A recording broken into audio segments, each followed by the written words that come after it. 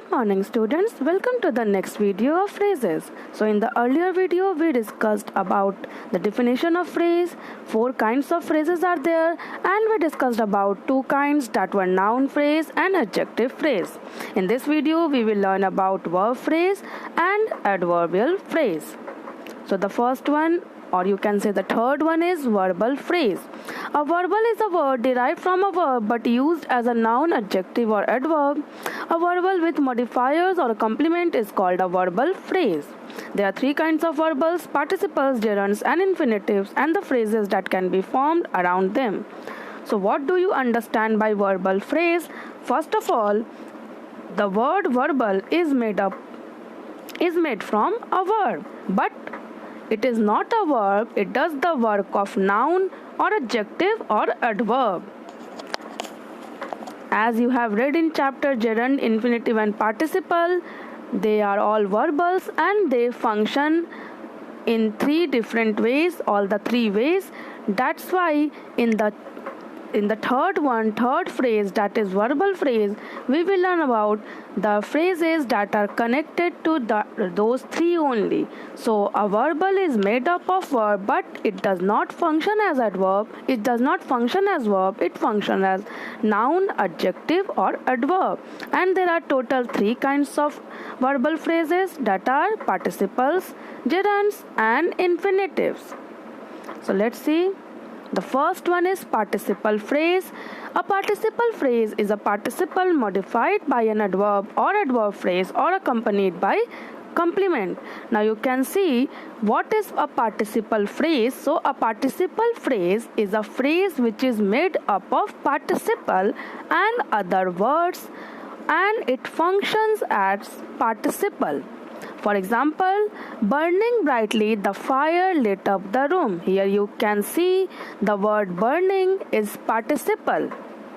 But we are learning about participle phrase, so we need group of words. That's why burning brightly will be called participle phrase, because these 2 words are forming a group of word and there is no subject, there is no verb in this phrase, and they are doing the work of participle, they are functioning as participle.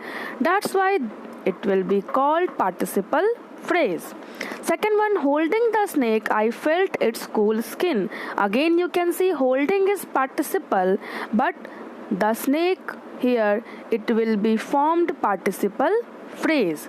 So again here is no subject in this phrase, the snake is not subject, I is the subject. So don't get confused. So there is no subject, there is no verb, and they are group of words doing the work of participle. That's why holding the snake will be called participle phrase. Second one is infinitive phrase. Again infinitive phrase will function as infinitive, and it will be a group of words without any subject, without any verb. For example, the baby wanted to wiggle continuously. Now you can see to wiggle here is infinitive, and we need to make it a phrase, so we added the word continuously. So there is no subject, there is no verb, and it is group of words and it is functioning as infinitive. That's why it will be called infinitive phrase. I plan to visit during the afternoon. To visit is infinitive and the phrase is I have to visit during the afternoon. So you can see in the next example, to visit during the afternoon is infinitive phrase. Why? First of all, there is no subject. Secondly, there is no verb. Thirdly, it's a group of words. And fourth, it is functioning as infinitive. That's why it will be called infinitive phrase. Third one, the student asked the college to send a catalog. Now here again you can see to send is infinitive and the phrase is to send a catalog. Why it is infinitive phrase? Because there is no subject, there is no verb, it is a group of words and it is functioning as infinitive. That's why it is infinitive phrase. The third one is gerund phrase. Again, gerund phrase will be made up of gerund and other words. They will form a group of words without any subject and verb, and it will function as noun. Why as noun? Because gerund functions as noun, so same function will be performed here also. Worrying about the deadline prevented the writer from sleeping. Here you can see worrying is gerund, and we have taken other words that is about the deadline. So here you can see worrying about the deadline is gerund phrase because this group of words is doing the function of gerund, or you can say of noun. Next, fishing from the piper is permitted. Again, fishing is noun, means gerund, and fishing from the piper is gerund phrase because here it is functioning as gerund. So you understood, students, that the verbal phrase is of three kinds: infinitive phrase, participle phrase, and gerund phrase. And how you can identify which example is of which category. So if any word is there, any group of words is doing the work of noun and there is gerund present in that sentence, then it will be called gerund phrase.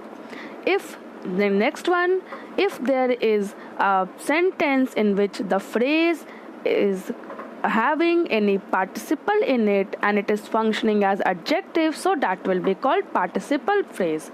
Third one, if there is a sentence in which a phrase is acting as noun or adjective or adverb but there is any infinitive present in it, so it will be called infinitive phrase. So these three were verbal phrases, means they will be a group of words without any subject and without any verb, and they will function as noun or as adjective or as adverb. The fourth and last one is adverbial phrase. Quite often an adverb is a sentence comprises several words. These type of adverbs are called adverbial phrases or adverbial clauses. Adverbial phrases and clauses can usually be categorized as one of the following. Now, what is adverbial phrase? So, the phrase which is made up of a group of words having the main component an adverb is called adverbial phrase. So, there are many types of adverbial phrases. As if we have to show manner, then there is example, the carpenter hit the nail with a hammer. So in this sentence the phrase is with a hammer. Next, if we have to show place, if we have to denote place, then the woman who lives next door is a doctor. Where she lives? Next door. If we have to show time, we must finish our project before the holidays. When? Before the holidays. For frequency, Jody buys 2 CDs every month. How frequent? Every month. Last, if we have to show purpose, then Jack bought the flowers for his mother. So what's the reason? What's the purpose of buying the flowers? For his mother. So you can see that adverbial phrases can show different types of works, different types of verbs. So as manner, place, time, frequency, purpose, and for each and every type there is separate example. So these were the 4 phrases that you have to learn. So that's all for today. Thank you.